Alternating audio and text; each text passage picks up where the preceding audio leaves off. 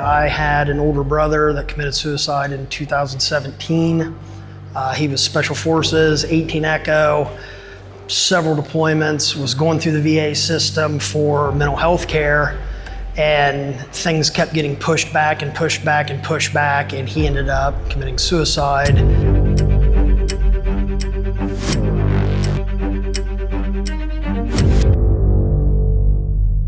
United Steelworkers has a very large population of veterans, and there is a legitimate national crisis of veteran suicide right now.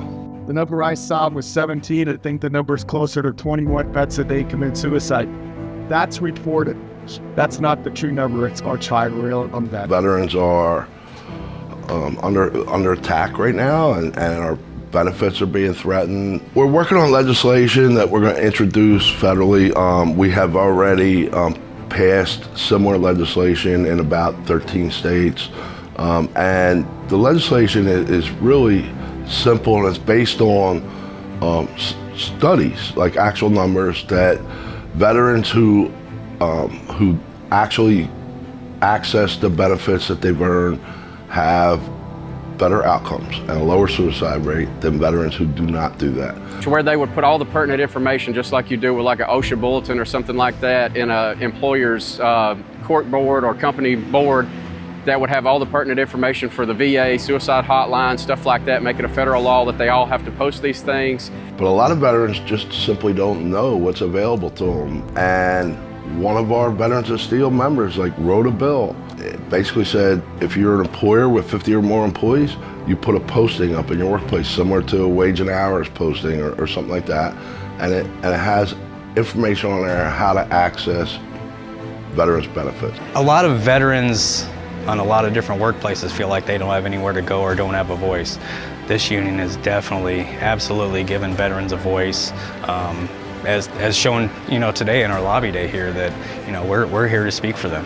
Fighting for veterans, fighting for the voices that can't speak anymore. Had a lot of brothers and sisters that come home daily from war, stuff that affects them, and we're trying to prevent suicide for them and help them out. There's 4 guys from my local that made this trip, building bonds. It's just the camaraderie aspect that you had in the military that you can't find in the civilian world a lot. I think a veteran is way more likely to talk to another veteran. I think that's why these committees are so important, because if someone comes home and they do start struggling with mental health, they know that, hey, I'm at the gate and I see this guy, he has a vets committee shirt on, or I know he's part of the committee, let me go talk to him. To have a Veterans of Steel program in your local is extremely important. I mean, this is no different than Next Gen. This is no different than Rapid Response or all the other ones that we have that are very important, because this is just not about the veterans within the USW. This is about all veterans and the community. I'm really proud of our organization for realizing the importance and putting the resources here to support it, but I'm mostly proud of our members who came in and took time away from their families to just tell their stories here in Washington, D.C., where people make decisions that affect us. And today, we're gonna have a rally on the National Mall and make our voice heard. And we're gonna listen to some Dropkick Murphys. That's pretty cool too.